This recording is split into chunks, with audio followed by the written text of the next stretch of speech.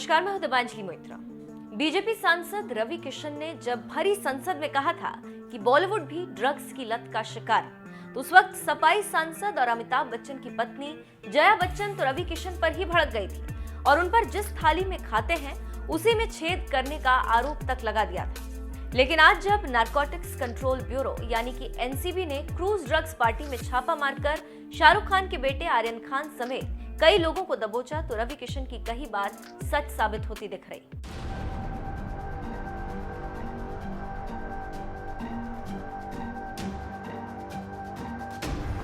Drugs cruise party के दौरान NCB ने जब से आर्यन खान समेत कई लोगों को गिरफ्तार किया, ये मामला बढ़ता ही जा रहा है। इस मामले में अब चंकी पांडे की बेटी अनन्या पांडे भी फंसती नजर आ रही। 2 दिनों में ही एनसीबी ने अनन्या पांडे से 6 घंटे तक पूछताछ की, लेकिन ये पूछताछ अभी भी अधूरी ही। इसीलिए सोमवार को भी एनसीबी ने उन्हें पूछताछ के लिए बुलाया था। अनन्या से ये पूछताछ इसलिए हो रही है क्योंकि आर्यन खान के मोबाइल फोन से एनसीबी को अनन्या पांडे के साथ ड्रग्स चैट मिले, जिसमें दोनों ड्रग्स को लेकर बात करते नजर आ रहे। इतना ही नहीं, एनसीबी को यह भी शक है कि अनन्या पांडे ने कई चैट्स डिलीट कर दिए। बस इसी शक के आधार पर जांच एजेंसी ने अनन्या पांडे के 2 मोबाइल फोन, लैपटॉप समेत 7 इलेक्ट्रॉनिक गैजेट्स को फोरेंसिक जांच के लिए भेज दिया, जिससे डिलीट किए गए चैट्स और दूसरी डिटेल्स रिकवर किए जा सके। इसके साथ ही अगर किसी कॉन्टैक्ट डिटेल को भी डिलीट किया गया है तो उसे भी रिकवर किया जाएगा। कुल मिलाकर एनसीबी अब फोरेंसिक रिपोर्ट के इंतजार में है। माना जा रहा है कि सोमवार को अनन्या से पूछताछ भी इसी रिपोर्ट के आधार पर होगी। अनन्या ने किया गांजे का मजाक। इससे पहले गुरुवार को जब एनसीबी के जोनल डायरेक्टर समीर वानखेड़े ने खुद अनन्या पांडे से करीब 6.25 घंटे पूछताछ की थी, चौंकाने वाले खुलासे हुए थे।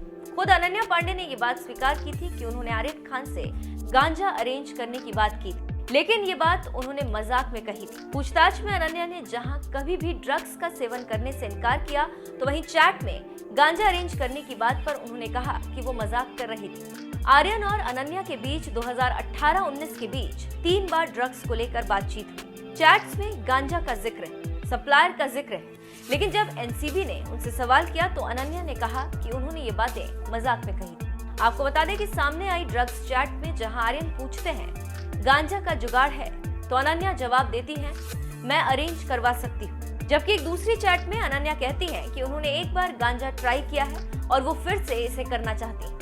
दोनों के बीच ड्रग पेडलर का नंबर भी शेयर हुआ है। यही वजह है कि अनन्या पांडे भी क्रूज ड्रग्स केस में फंसती नजर आ रही। अनन्या से अभी तक 6 घंटे से भी ज्यादा पूछताछ हो चुकी, जबकि सोमवार को एनसीबी ने उन्हें फिर से पूछताछ के लिए बुलाया। ये मामला कितना गंभीर होता जा रहा है, ये आप इसी बात से समझ सकते हैं कि आर्यन खान को ड्रग्स केस में जमानत तक नहीं मिल पा रही। 30 अक्टूबर तक उनकी हिरासत बढ़ा दी गई।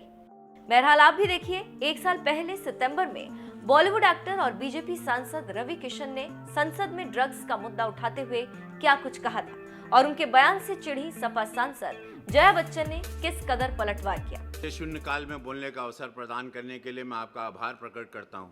आज मैं सदन का ध्यान अपने देश के एक बहुत बड़ी समस्या की तरफ दिलाना चाहता हूं। हम सब जानते हैं कि हमारे देश में ड्रग ट्रैफिकिंग, ड्रग एडिक्शन की समस्या बढ़ती जा रही है। हानिकारक दवाओं के सेवन के माध्यम से देश की युवा पीढ़ी को बर्बाद करने की साजिश रची जा रही है। मुझे दुख के साथ कहना पड़ रहा है कि इस साजिश में हमारे पड़ोसी मुल्कों का हाथ है। प्रतिवर्ष चीन और पाकिस्तान के रास्ते देश में भारी मात्रा में नशे की दवाइयों की तस्करी होती है, मंगाई जाती है, पंजाब के रास्ते, नेपाल के रास्ते। और नशे की दवाइयां हमारी फिल्म इंडस्ट्री में भी इसके एडिक्शन करवा दी। अरे सुनो यार, हमारी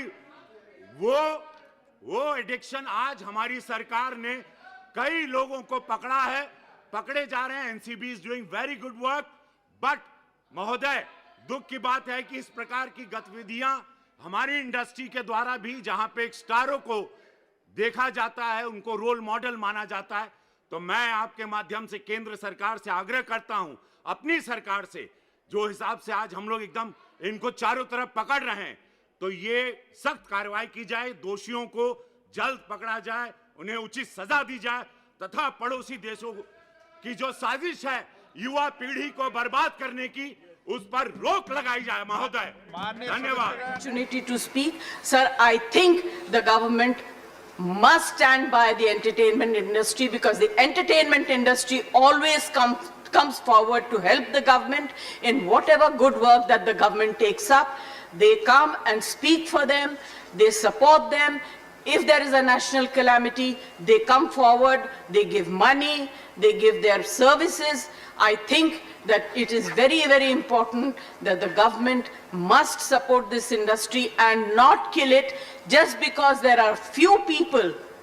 You cannot tarnish the image of the entire industry. Right. This industry brings international name and recognition also, apart from the political people.